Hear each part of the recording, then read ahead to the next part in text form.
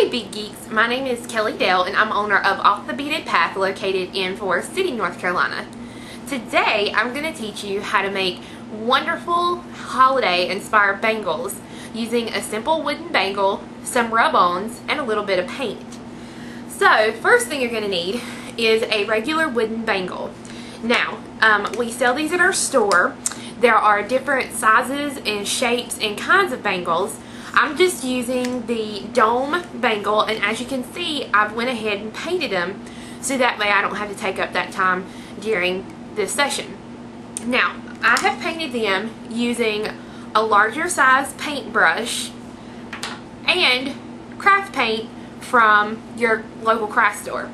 Okay, you can use the outdoor craft paint, you can use indoor craft paint, whatever you want. It's just regular old craft paint. Another thing you might find handy is a cup when you paint. Now as you can see, this cup already has pink on it, because what I did was I put the bangle on the cup so that way as I painted I was able to paint on the cup, and it made it much easier to do different layers of paint, and then it just pops right off and you can save the cup for your next color that you're going to do. So that might come in really handy with you. You're going to need a good pair of scissors, and you're going to need rub-ons. These are rub-ons if you don't know what they are. They are pictures that actually come with a back on them, and I will show you how to use these. Now these particular rub-ons I bought at Positively Paper on Main Street in Forest City. It is the scrapbook store that I recommend because Sharon has anything you could possibly need, but I have a Halloween rub-on and I have a Christmas rub-on that I want to show you how to use. Now, the difference is the Halloween rub-on is just plain black and white rub-ons, whereas the Christmas ones actually have a little bit of glitter in them, and I want to show you how the two different ones show up on different color bangles. Now, the cool thing about actually making your own wooden bangles is the fact that it doesn't have to be a traditional holiday bangle. You think of like Halloween as being your oranges and your blacks. Well, I'm going to use pea green for my Halloween one. So have fun, let your personality show in these little bangles because they're cheap to make, simple to make, and anybody can do them. Now, if you don't have any bangles, stop by our store, which is located at 120 West Trade Street in Forest City, or you can order it online at offthebeadedpathbeadstore.com. We have all the different sizes and shapes. Now, as far as your rub-ons, if you don't live in Forest City, please visit your local scrapbooking store to pick up some rub-ons because 90% of you are going to have really great scrapbooking, independently owned scrapbooking stores around you. So let's get your materials together and let's get started. Traditionally, when you buy your rub-ons, they're going to come with your actual rub-on sheet, and they're going to come with a backing. Now, when you cut your rub-ons, you want to make sure that you cut it with the backing on it. And the reason being is if you don't, you are going to get these rub-ons actually on your fingers. Now, when you buy rub-ons, there's so many different types of pictures that you can actually put on there. So, I'm real random. I don't consider patterns to be a great thing. So, what you'll do is you'll just take your scissors and you will trim around the rub-on that you want to use. So in this case, I'm going to start with this glittery Christmas tree because I am all about the glitter. And at this point, I will set the backing to the side. I will decide where I want my Christmas tree to be actually on the bangle. Now traditionally, another thing that comes with your rub-ons is a popsicle stick. So I'm going to take a popsicle stick and I'm going to start at the top of my rub-on, and I'm going to rub this rub-on onto my bangle. Now, as you work, you can see it start to come off of the backing.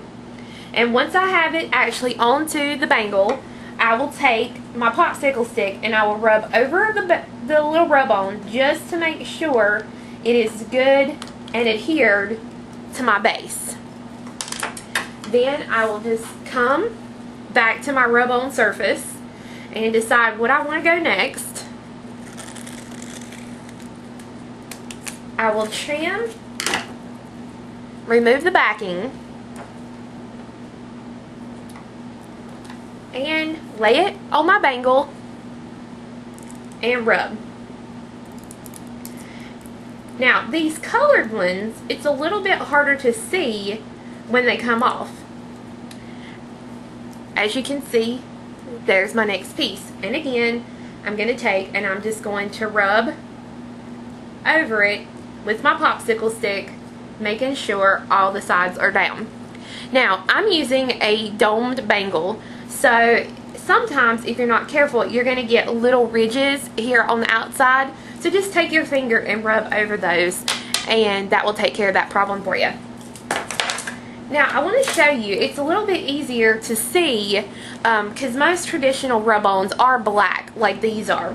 So I want to actually rub one onto the bangle so that you can see what it looks like and how much easier it is to see this.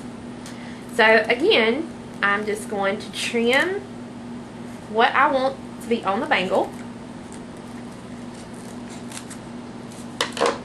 Now these Halloween ones I have, actually the backing actually sticks to it, so it's a little bit easier to use. But again, I'm going to lay my design onto the bangle. I'm going to take my popsicle stick and I'm going to start rubbing. Now as you can see here, the backing is turning white. What that means is that the rub-on is actually going and sticking onto the base now.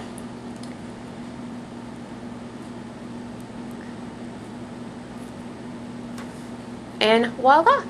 I have a black and white candy corn over the top. And again, I'm just going to take my popsicle stick and rub it to make sure all the pieces go flat. Okay? So, I'm going to take my rub-ons, I'm going to design my bangles the way I want them to, then I'm going to come back and show you how to finish these bangles off so that your designs won't come off.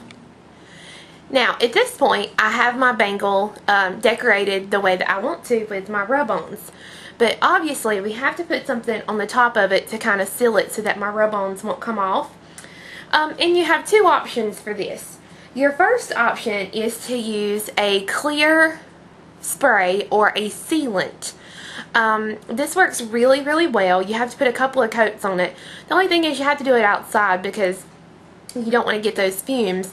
You don't want to inhale those fumes. So, I'm going to get my cup back out and I'm going to put my bangle back on my cup. I'm going to get me a new paintbrush and I'm going to use a product called Glossy Accents. Now, Glossy Accents dries completely clear and it's going to give you a glossy finish when you use it. Now, I'm going to squirt out a little bit here onto my mat. And right now, it's a milky color. It's not clear. And even when you put it on, it's still a milky color. But this will help to seal your work. And as you can see, it helps tremendously with this thing being on the cup because I don't have to touch it. But you'll just want to take, and I would probably, this stuff only takes about 5 minutes to dry, so I would probably recommend maybe putting like 2 coatings of this on top of your bangle and your little embellishments that you've added. The key to it is you want to make sure when you get finished that you clean out your brush really good, because if this dries in your brush, it will make it hard and hard to deal with.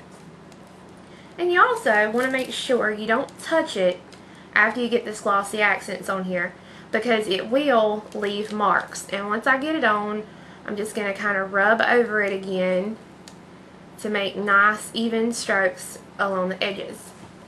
Now, once I have a couple of coats on here, this is going to be completely clear and it's going to dry shiny.